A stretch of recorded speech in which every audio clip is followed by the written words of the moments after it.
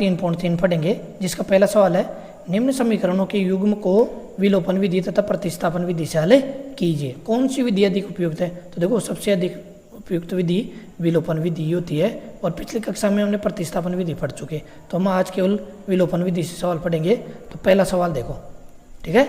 पहला सवाल है x + y = 5, इसको मैंने समीकरण 1 दे दिया, और 2x - 3y = 4, ये हो गया समीकरण 2। तो देखो विलोपन विधि से करने के लिए, विलोपन विधि आज हम इससे ही पढ़ेंगे। तो विलोपन विधि से करने के लिए क्या होता है कि इनमें सबसे पहले अचर राशियों के गुणांक समान बनाना पड़ता है। एक किसी भी अचर राशि का एक का गुणांक समान बना लो, ठीक है। जैसे यहाँ x का मैं समान बना लेता हूँ, इसमें x का गुणांक 1 है, इसमें x का गुणांक 2 है।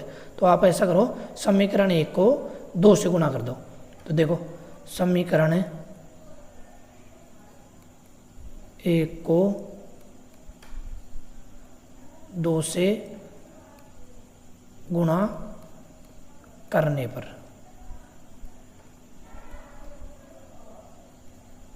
क्या हो जाएगा? 2x, y को 2 से गुणा करेंगे तो 2y बराबर 5 को 2 से गुणा किया, 5 दूनी 10, ठीक है। और इसको मैं समीकरण नाम दे दूं, समीकरण 3। इसी के नीचे आप समीकरण 2 को लिख लीजिए। अब 2x - 3y = 4, ठीक है। अब क्या कर देंगे, इनको देखो 2x और 2x समान है, तो इनको हटाने के लिए घटा देंगे। विलोपन विधि में यही होता है, इसमें घटा देंगे। तो माइनस, ये माइनस का चिन्ह है तो प्लस हो जाएगा, और प्लस का चिन्ह है तो ये माइनस हो जाएगा, ठीक है। अब इन दोनों को जोड़ देंगे। तो देखो 2x से 2x कैंसिल हो गया, प्लस का 2y और माइनस का ये भी प्लस का 3y हो गया, तो ये हो गया 5y बराबर 10 में से माइनस का 4 गया तो क्या बचेगा? 6। तो देखो y का मान क्या आ गया? 6/5, ये y का मान हो गया, ठीक है। इसी प्रकार अब देखो y का मान आ गया, अब y का मान x में रख देंगे। समीकरण 2 में x y की जगह मान रख देंगे 3, y की जगह 6, 5 = 4। तो क्या हो गया? 2x - 3 को 6 से गुणा किया, 18/5 = 4। तो 2x बराबर माइनस का 18/5 को इधर भेज देंगे तो क्या हो जाएगा? प्लस का 18/5। इनको जोड़ लेंगे। 2x बराबर 5 को 4 से गुणा किया, 20 + 18/5, ये क्या हो गया? 2x बराबर 20 और 18 38/5। तो x बराबर क्या हो जाएगा? 38/5 × 2। तो देखो ये 2 से कट रहा है, 38 का भाग जा रहा है 19, तो बराबर क्या हो गया? 19/5। इस प्रकार x और y का मान निकाल लेंगे, ठीक है। नेक्स्ट है 3x + 4y = 10, समीकरण 1 दे देंगे। 2x - 2y = 2। इसमें भी देख लो, आसान हो उसका गुणांक आसान बना लो। जैसे x का गुणांक 3 है और इसमें 2 है, तो इसमें तो 2 और 3 से 2 बार गुणा करना पड़ेगा। तो इसमें आसान तरीका है, y का गुणांक समान बना लो। तो मैं समीकरण 2 को 2 से गुणा कर देता हूँ। देखो समीकरण 2 को 2 से गुणा करने पर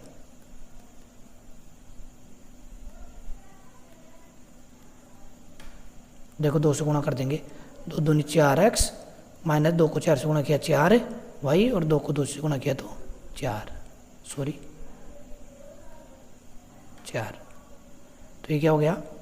समीकरण 3। इसी के नीचे मैं समीकरण 1 को लिख देता हूँ। 3x + 4y = 10, ठीक है। अब देखो इनमें तो घटाने की जरूरत नहीं है, क्योंकि 4 का -4 + 4 है, तो इनको तो ऐसे ही जोड़ दो। जब ऐसे जोड़ेंगे तो 4y से प्लस का 4y ये तो हट जाएगा, और ये देखो 4x और 3x तो क्या हो गया? 7x, और बराबर 4 10 14, तो यहाँ से x बराबर क्या हो जाएगा? 14/7। तो x का मान क्या आ जाएगा? 2। ये आ गया x का मान, और इस x का मान समीकरण 2 में रख देंगे, ठीक है। देखो समीकरण 2 में x बराबर 2 रखने पर, तो 2x की जगह 2 माइनस 2y बराबर 2, तो 2 दूनी 4 माइनस 2y बराबर 2। तो देखो माइनस का 2y प्लस का 4 इधर आएगा तो क्या हो जाएगा माइनस का 4, तो माइनस का 2y बराबर 2 माइनस 4, तो बड़ी संख्या माइनस की इसलिए माइनस का 2, तो y बराबर क्या हो जाएगा माइनस 2 बटे माइनस का 2, तो माइनस माइनस कैंसिल हो जाएगा और आंसर क्या हो जाएगा 2 से 2 भी कैंसिल हो जाएगा 1, ये आंसर हो जाएगा। इस प्रकार x और y का मान निकाल लेंगे। नेक्स्ट है 3x माइनस 5y माइनस 4 समीकरण 1 और 9x बराबर 2y प्लस 7 समीकरण 2। तो देखो सबसे पहले तो इसको इस सेम समीकरण के रूप में बना लेंगे, तो मैं इसको ऐसे लिख लेता हूँ 9x माइनस 2y और प्लस का 7 भी इधर आएगा तो माइनस का 7 बराबर है 0 समीकरण 3। अब ये इसके सेम तरीके से हो गया। तो देखो यहाँ दिख रहा होगा आपको x का गुणांक 9 है और यहाँ 3 है, तो आसानी से 9 बना सकते हैं दोनों का गुणांक। तो मैं क्या करूँगा समीकरण 1 को 3 से गुणा करने पर, तो 3 से गुणा कर दो, देखो क्या हो जाएगा 3 तिया 9x माइनस 5 तिया 15y माइनस 3 चौके 12 बराबर 0 समीकरण 4। और समीकरण 3 को इसके नीचे लिख दो 9x माइनस 2y माइनस 7 बराबर 0। तो देखो 9x समान चिन्ह के हैं, अब की बार घटाना पड़ेगा, तो देखो घटाने पर माइनस ये प्लस हो जाएगा और ये प्लस हो जाएगा। अब इनको जोड़ देंगे तो देखो ये तो क्या हो जाएगा कैंसिल, 9x से 9x तो कैंसिल, माइनस का 15y और प्लस का 2 है तो बड़ी संख्या माइनस की इसलिए माइनस का 15 से 2 गए तो 13y, और इसी प्रकार माइनस का 12 है प्लस का 7 है तो माइनस की संख्या बचेगी माइनस का 5 बराबर 0। तो क्या हो जाएगा माइनस 13y बराबर माइनस का 5 इधर आएगा तो प्लस का, तो y बराबर क्या हो जाएगा 5 बटे 13 माइनस का, ठीक है। तो ये हो जाएगा आंसर, y का मान हो जाएगा 5 माइनस का 5 बटे 13। तो y का मान समीकरण 3 में रख देंगे, वहाँ से किसका मान आ जाएगा x का मान आ जाएगा, ठीक है। तो रख दीजिए समीकरण 3 में y का मान रखने पर। बिल्कुल आसान तरीका है, गुणांक समान बढ़ाओ, एक को घटाओ या जोड़ो और x और y का मान निकालो। तो 9x माइनस 2 y की जगह माइनस 5 बटे 13 माइनस का 7 बराबर 0। तो क्या हो गया 9x माइनस 2 को माइनस 5 से गुणाएंगे तो प्लस 5 दूनी 10 बटे 13 माइनस का 7 बराबर 0। तो देखो x का मान निकालना है अपने को, तो उधर ले जाओ, माइनस का 7 है इधर आए तो प्लस, और प्लस का 10 13 बटे इधर आएगा तो माइनस का 10 बटे 13। तो इसको घटा देंगे 9 7 13 7 91 माइनस 10 बटे 13, तो ये क्या हो जाएगा 81 बटे 13। तो x का मान क्या हो जाएगा 81 बटे 13, 9 इधर आएगा तो भाग में, अब ये कट जाएगा 9 नाम 81, तो आंसर क्या हो गया 9 बटे 13। इस प्रकार बिल्कुल आसान तरीके से x और y का मान निकाल सकते हैं, ठीक है। नेक्स्ट सवाल है आपकी बार भिन्न वाला संख्या आ गया, समीकरण 1 और समीकरण 2। तो देखो भिन्न संख्या को हल करने के लिए मैंने कल भी बताया था एलसीएम से गुणा कर दो, तो 2 और 3 का एलसीएम क्या होता है 6, तो मैं प्रत्येक को 6 से गुणा कर दूंगा, 6 गुणा x बटे 2 प्लस 6 गुणा 2y बटे 3 बराबर माइनस 6 को माइनस 1 से गुणा करेंगे 6 को, ठीक है, तो माइनस का 6 हो जाएगा। तो देखो ये कट रहा है, 2 तिया 6 3 दूनी 6, इनको लिख देंगे ऐसे कैसे 3x प्लस 2 दूनी 4y और माइनस का 6 समीकरण 3। इसी प्रकार इसको तो 3 से गुणा कर देंगे, नीचे 3 ही है, तो 3x माइनस 3 गुणा y बटे 3 बराबर 3 गुणा 3, तो ये तो देखो कट जाएगा डायरेक्ट 3 से 3, तो क्या बचेगा 3x माइनस y बराबर 9, समीकरण 4। तो देखो इसमें तो आसान तरीके से हो गया ये तो, 3x समान गुणांक है तो डायरेक्ट घटा देंगे, तो इसके नीचे लिख लो 3x माइनस वाई बराबर 9, घटा देंगे इनको, तो देखो माइनस प्लस माइनस, तो ये 3x कैंसिल, प्लस का 4y और y क्या हो गया 5y बराबर माइनस का 9 और माइनस का 6 माइनस का 15, तो y का मान क्या हो जाएगा यहाँ से -15/5, तो y का मान क्या आ जाएगा -3, ये आ जाएगा y का मान। और y का मान समीकरण 4 में रख देंगे, y का मान समीकरण 4 में रखने पर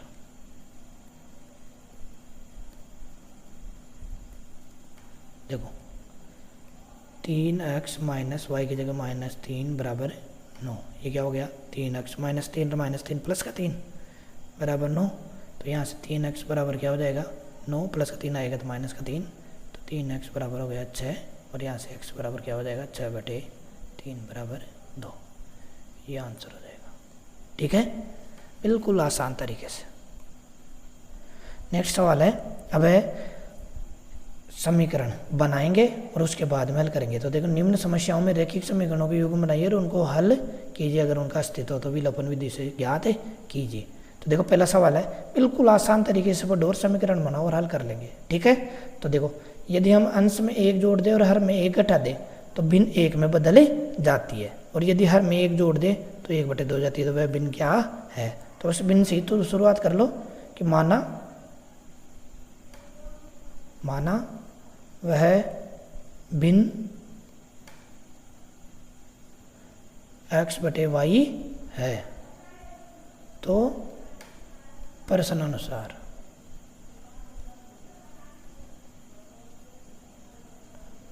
देखो x/y क्या बोल रहा है इसमें कि हम अंश में 1 जोड़ दे हर में 1 घटा दे, अंश में तो 1 जोड़ दे और हर में 1 घटा दे तो भिन्न 1 में बदल जाती है, तो इसका मतलब 1 आ जाने से। ठीक है, इसी प्रकार क्या बोल रहा है, यदि हर में 1 जोड़ दे तो एक और बताओ x/y प्लस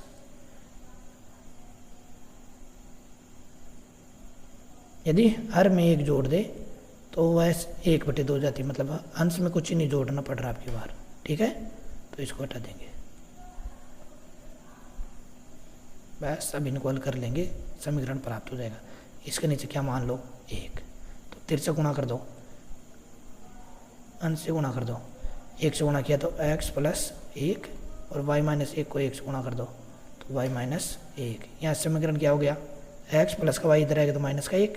ठीक है, प्लस का 1 माइनस का 1 भी आएगा तो प्लस का 1 बराबर 0, तो x - y + 2 बराबर 0, समीकरण क्या हो गया 3। इसको हम समीकरण 1 दे देंगे और ये हो जाएगा समीकरण 2। ठीक है, इसी प्रकार ये भी वज्र गुणा हो जाएगा, 2 को x से गुणा किया 2x और 1 को y + 1 से गुणा करेंगे y + 1, यहाँ से क्या हो जाएगा 2x माइनस का y माइनस का 1 बराबर 0, ये हो जाएगा समीकरण 4। बिल्कुल आसान तरीके से ये समीकरण बन गए। और अब देखो आसान तरीके से मुझे तो गुणा करने की आवश्यकता ही नहीं है, इसमें तो y का गुणांक समान है, तो ये डायरेक्ट हल हो जाएगा, बिल्कुल डायरेक्ट हल हो जाएगा। देखो कैसे बता देता हूँ मैं,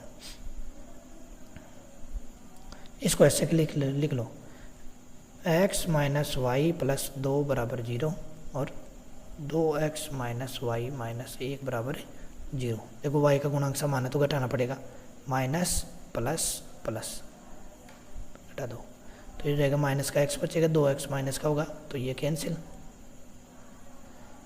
और प्लस का 1 प्लस का 2 प्लस का 3 बराबर 0, यहाँ से x बराबर क्या हो जाएगा माइनस का x बराबर -3, तो x बराबर हो जाएगा 3। ये तो x का मान आ गया, जब x का मान आ गया तो y का मान आसानी से निकाल सकते हैं। समीकरण 3 में रख दो, समीकरण 3 में x का मान रखने पर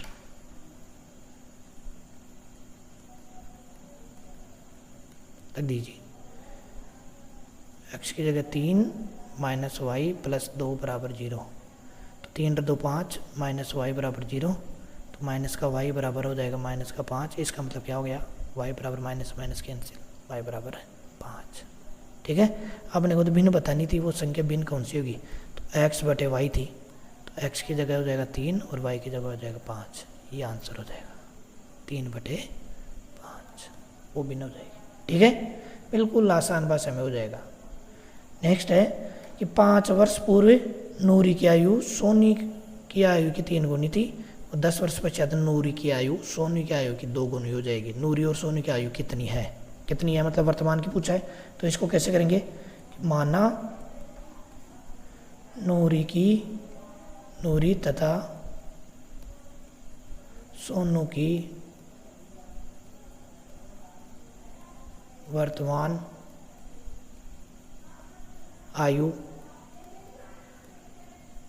क्रमशः x और y वर्ष है। तो प्रश्नानुसार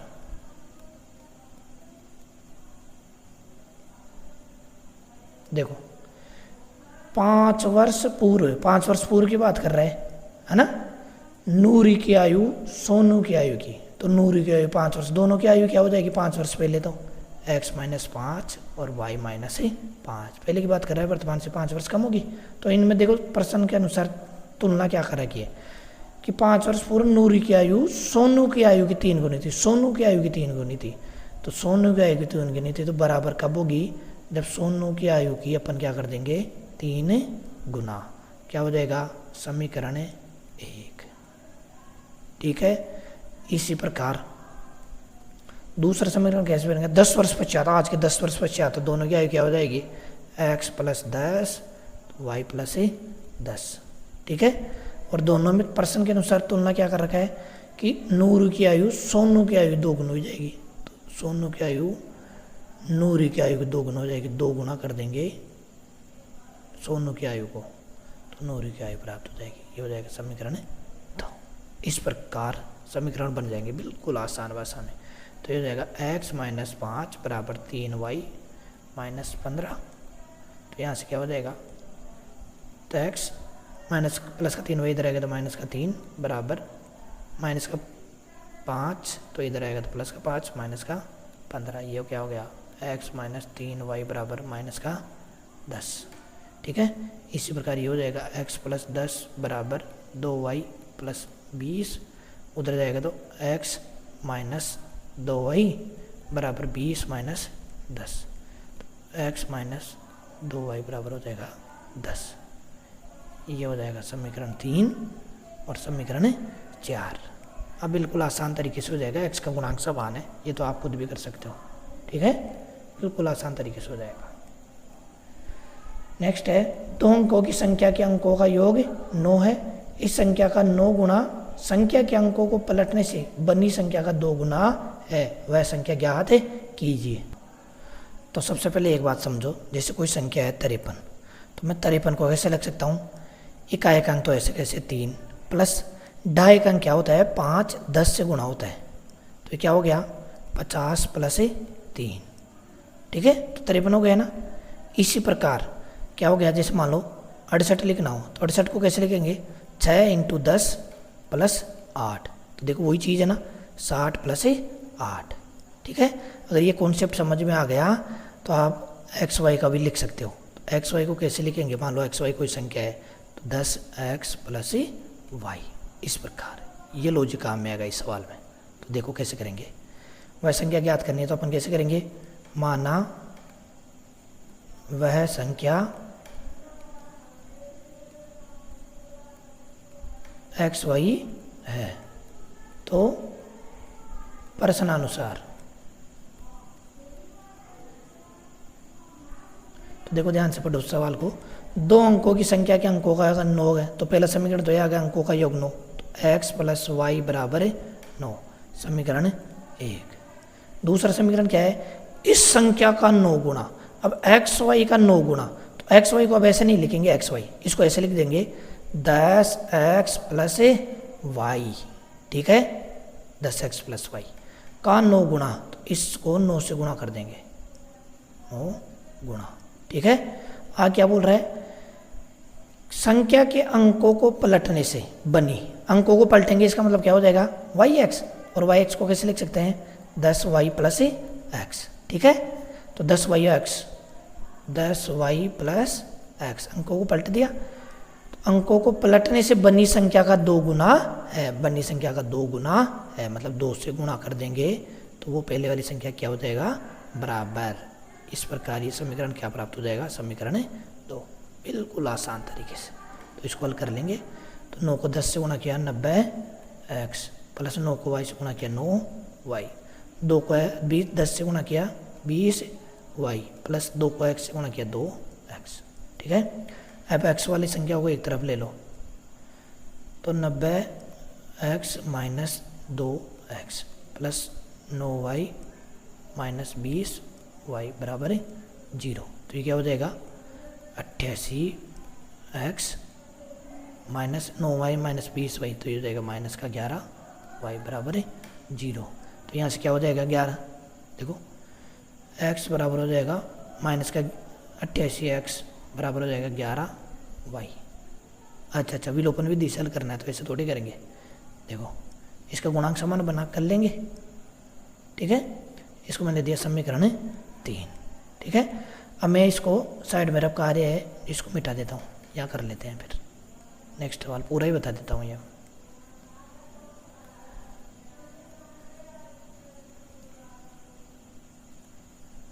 देखो गुणांक समान बनाने के लिए मैं क्या करूँ, वाई को 11 से, समीकरण 1 को 11 से गुणा कर देता हूँ। समीकरण 1 को वाई वाले गुणांक को बनाना आसान से होगा, तो समीकरण 1 को 11 से गुणा करने पर, 11 से गुणा करने पर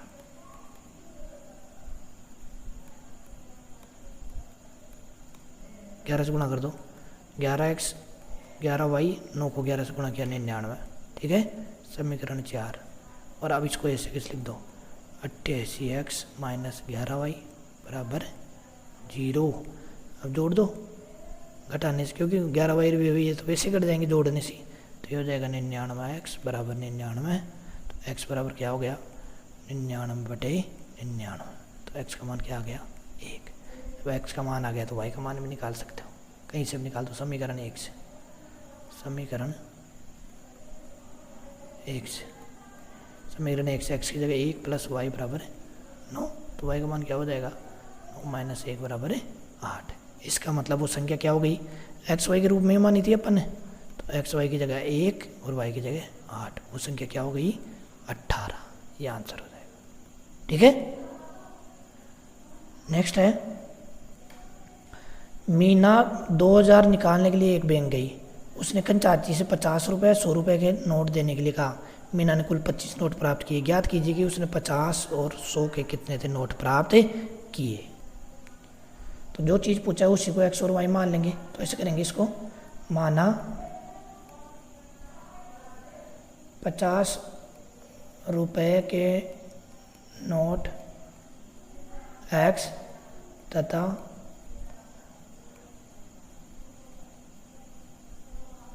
100 रुपये के नोट वाई है, तो प्रश्नानुसार क्या हो जाएगा।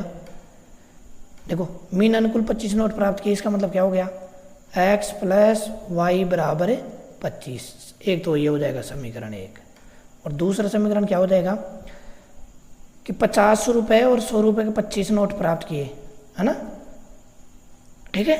तो उसने, और देखो 2000 रुपये, कुल रुपये कितने लेने गया 2000 रुपये। तो देखो 2000 रुपये कल कैसे होंगे, जब मैं 50 रुपये को 50 के नोटों की संख्या x से गुणा कर दूँ तो ये तो 50 रुपये से प्राप्त होने वाले कुल रुपये हो गए, और 100 रुपये के नोटों को 100 से गुणा कर दूँ y से, है ना, 100 रुपये से, तो इनका 100 रुपये से प्राप्त होने वाले रुपये हो गए। तो जब इन दोनों का योग होगा वो किसके बराबर होगा 2000 के होगा ना।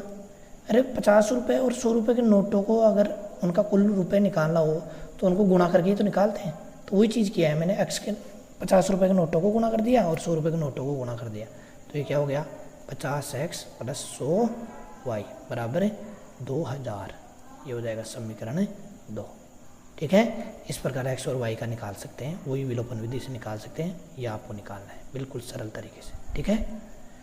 नेक्स्ट है किराए पर पुस्तकें देने वाले किसी पुस्तकालय का प्रथम 3 दिनों का एक नियत किराया होता है, वो तो फिक्स है।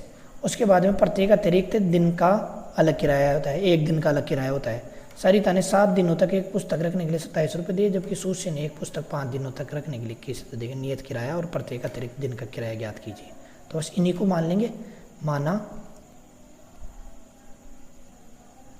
पुस्तकालय का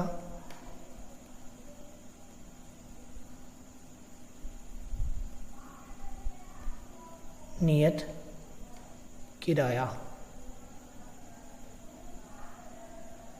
x रुपये तथा प्रति दिन का किराया y रुपये है। तो प्रश्नानुसार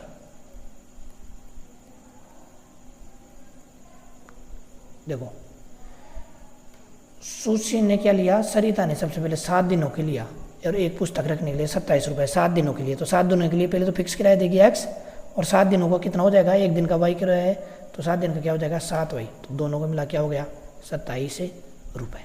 ये हो जाएगा समीकरण 1। इसी प्रकार सुश्री ने एक पुस्तक 5 दिनों के लिए, तो 5 दिन के लिए सबसे पहले फिक्स किराया क्या हो जाएगा x, और 5 दिनों को क्या हो जाएगा 5y, और दोनों को ये कितना हो जाएगा 21। ये क्या हो जाएगा समीकरण 2। विलोपन विधि से हल कर लेंगे। देखो दोनों का गुणांक समान है, तो इसको तो डायरेक्ट ही कर लो, x x गुणा करने की जरूरत नहीं है। तो x + 5y बराबर 21, घटा दो इसको, माइनस माइनस माइनस क्या हो गया, x से x कैंसिल, 7y में से 5 हो गए तो 2y बराबर 21 में 27 में 6 गए 21 गए तो 6, तो y बराबर क्या हो जाएगा 6/2 बराबर 3। ये तो y का मान हो गया। तो y का मान समीकरण 2 में रख दो। y का मान रखने पर, बिल्कुल आसान विधि है विलोपन विधि रखने पर। तो देखो x + 5 y की जगह 3 बराबर 21। तो ये हो गया x + 5 दिया 15 बराबर 21। तो x बराबर क्या हो जाएगा 21 - 15 बराबर 6। ये आंसर हो जाएगा, x और y का मान आ गया। ठीक है, आशा है कि आपको बहुत अच्छे से समझ में आई होगी। तो फिर मिलते हैं एक नए वीडियो नई क्लास के साथ। जब तक के लिए टेक केयर, बाय बाय।